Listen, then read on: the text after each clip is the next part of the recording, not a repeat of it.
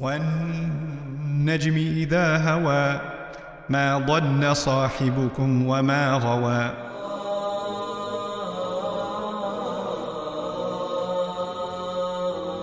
And this is again my way of not just shaming, but also encouraging you. This stuff, you don't have to sit under a tree in a desert somewhere to be able to learn this level of Arabic. You can do that from home.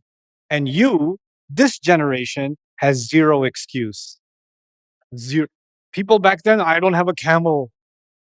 If I had a camel, I would have been there, bro. I have a camel, but I have no water. I don't have a water bottle. I met this rich guy. He had a water bottle, bro. I wish I had a water bottle. Then I could have gone. What excuse do you and I have? Like, we don't have to travel for knowledge. Knowledge travels to us. Knowledge travels to us. And Dallas is a funny place. We've turned Islamic education here. It's like the mall. It's always open. There's always something going on. You're like, no, it's always happening. You know? So now we just take it for granted kind of thing. You know? So this is the mentality we have to have towards the thirst towards Allah's words, right? We have to develop that thirst. And I want to get to a point where people like me are irrelevant because you guys already have access to this stuff. Everybody can talk about this stuff. Now we're not teaching. I'm not one person's teaching a few hundred. We're learning from each other. That would be the most beautiful thing. يَتَدَارَسُونَهُ بَيْنَهُمْ. They're learning from each other. They're discussing among each other. And one of my dreams, inshallah ta'ala, is to actually create halaqat, circles of people that are not one speaking, everybody listening, but they're studying and contemplating together.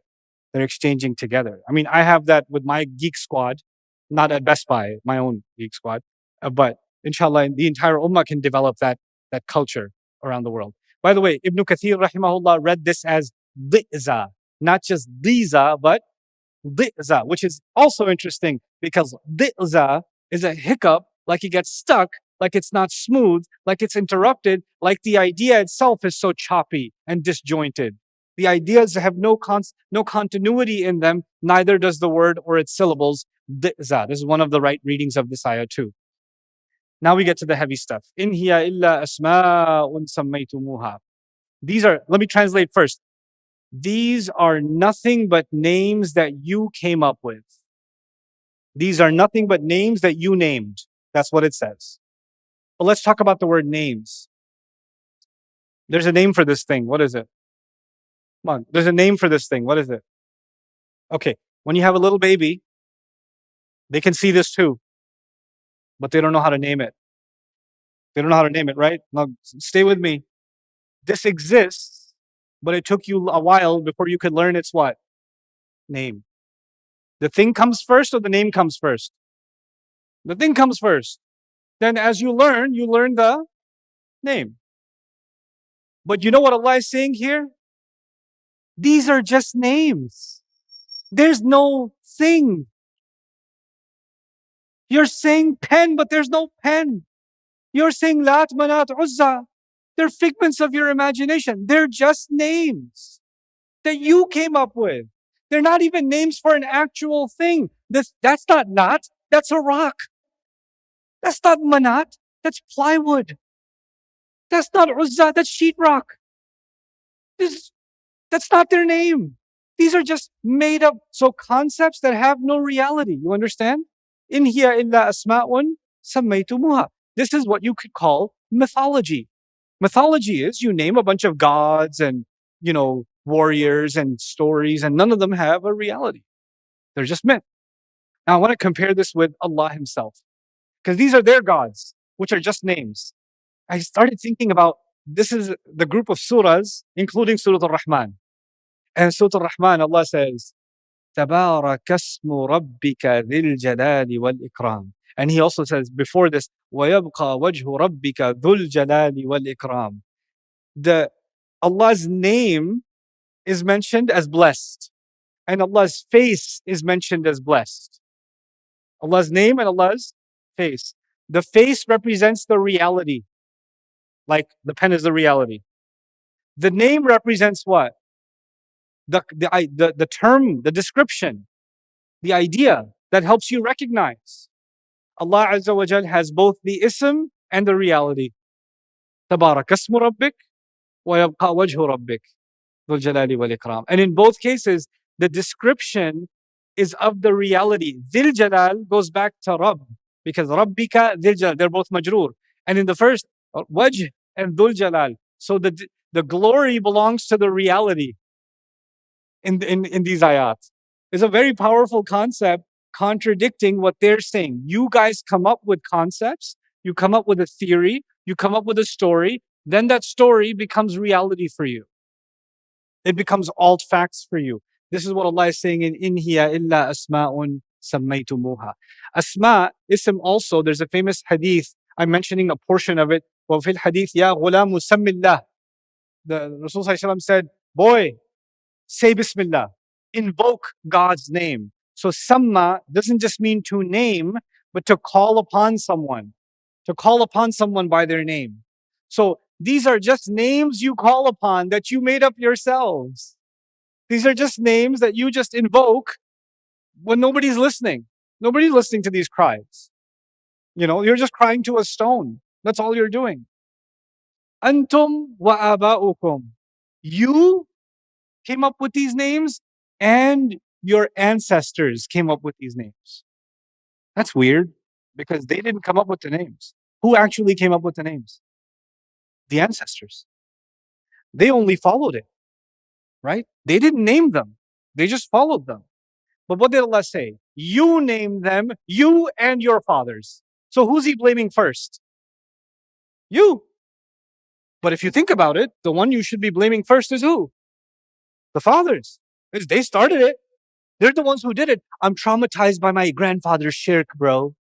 That's why I'm like this. It's passed down shirk. It's generational shirk trauma. Right?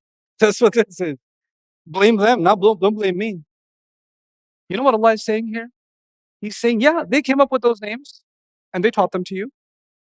But God gave you a brain, afara'aytum. He gave you the ability to see, and you could have seen that dad was wrong, and you could have not continued to name them over again. So when you followed that religion in the next generation, you named them all over again for the next one. And when the next ones didn't use the brain God had given them, they named them all over again. The passive followers of a religion are the recreators of that religion in that next generation. That's what Allah is saying in this ayah. You're not following an ancient religion, you are recreating that religion for yourself. You're doing ihya of that shirk. You're doing a revival of the shirk. So that's why you're responsible. They did what they did. You are responsible. The personal responsibility, you can't blame it on the past. سَمَّيْتُمُوهَا أَنْتُمْ وَآبَاؤُكُمْ. Such heavy, philosophical concepts are taught in the Quran in such brief language. What does that mean for Muslims? Oh, we're in this mess because the Muslims did this, then they did this, then they did this, then they did this, and that's why we're in this mess. You see what they did. Ustad, we messed up when the conflict happened between the Sahaba. We messed up because we didn't do anything that we were supposed to do. You can't blame anybody else.